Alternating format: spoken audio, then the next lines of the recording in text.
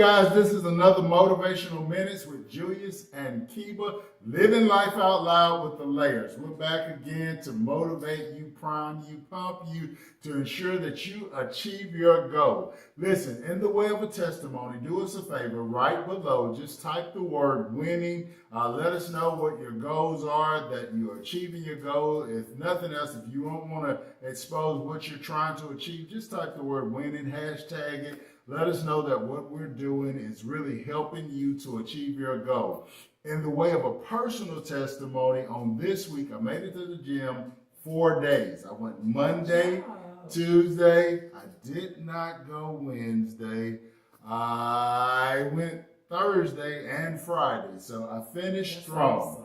My girl, my compadre, my partner, my wife, my best friend, this girl went to the gym not 1, not 2, 3, not 4, or she went 5 days this week. I feel good. Feel good. Every day she went to the gym. She gets up at 4 o'clock in the morning. She's banging around, lights on, and so I cannot sleep. So about 4:30, I get up and I trail and make my way to the gym as well. So I'm glad about it.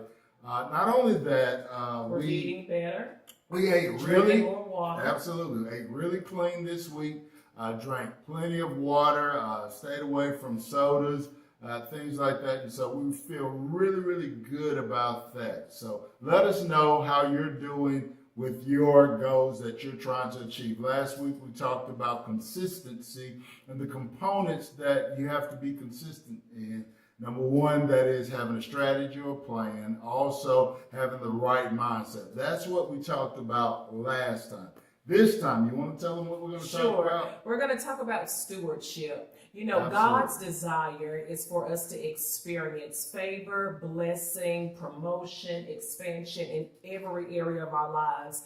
In fact, according to 3 John 1 and 2, the Bible says, "Beloved, I wish above all things that thou mayest prosper and be in health, even as your soul prospers." So we find that God has given us stewardship over many things that he's already entrusted in our care. So the question tonight is, are we being faithful? You know, the Bible tells us to whom much is given, much is required. And if we'll be faithful in the little, God can also trust us to be faithful in the much. So let's talk about stewardship and give a working definition on it. Working definition for stewardship is given the responsibility with accountability, the possession of someone else's property. I'll say it again.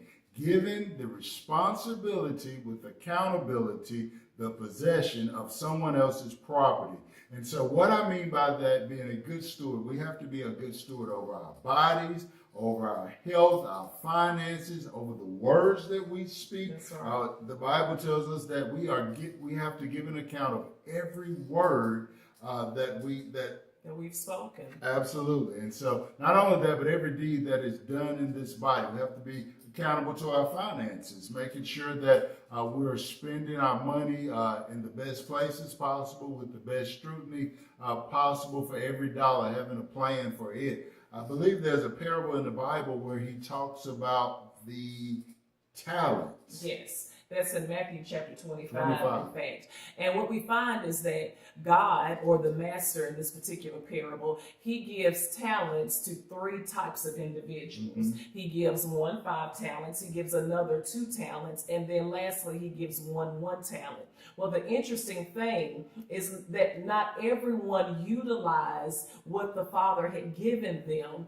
to bring increase or to bring interest. Now, we do find the one that gave the 5, that he had given, the 5 and the 2 talents to, they went and they invested it. And so when the Father comes back now to claim and to take account of what he's given to them, he sees that they have put it to the exchangers. And so he blesses them with a double. However, the one that only gave the 1 talent, he went, took it and hid it. And God called him a wicked, an unprofitable, and a slothful servant. So God has given us material possessions. He's given us money for the advancement of his kingdom. You know, one thing that we have decided to do is in the area of our finances to continue to be educated. And one of the main things that we're focusing on is to allow knowledge to not move us to just learning more, but to promote us or to stimulate us towards action. And I will share with you, as part of our 2017 goal, we've signed up for Dave Ramsey's Financial Peace. Hold it up so that they can see that real good. And so we'll be going through, I think, about a 6 to 8 week educational session where we'll meet with other people of like minds that are working towards a common goal, because my expectation is that when we reach those golden years, I want to be financially secure, that I can go on lavish vacations, not just that, but also investing in the kingdom. So how I utilize my money now, saving it, putting it away, investing it, determines how plush of a life I'm able to live in later years. Not only that, with our finances, but even with our bodies and our health.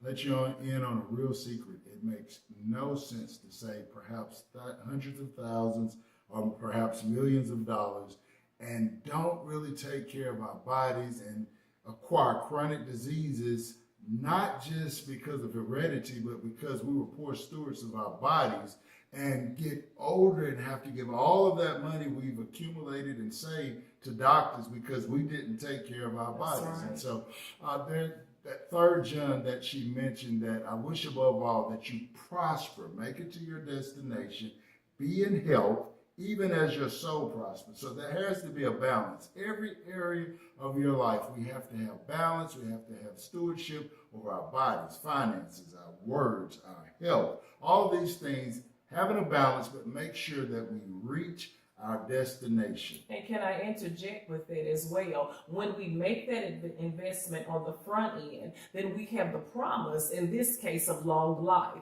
God says in his word that he'll bless us with the length of days. And so if we're holding on to that promise of long life, then that means that we've got to do the work on the front end in order to be able to claim the promise in the future. Yeah, if you're faithful over the small, he'll make you ruler over much. To whom much is given, much is required. Hey, this has been another Motivational Minutes with the Lairds. Living life out loud with the Lairds. Look, like, share, subscribe. Tell everybody about it. We're going everywhere. We're on Twitter. We're on Facebook. And Instagram. Instagram and YouTube. Yes. Now, I have a YouTube channel. There's a hashtag LOLWTL.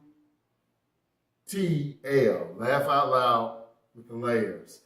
You'll see it below. Oh, God. Yeah, it's below. This has been another motivation. Remember, 1 Corinthians chapter 4, verse 2, the Bible says, moreover, it is required in a steward that a man be found faithful.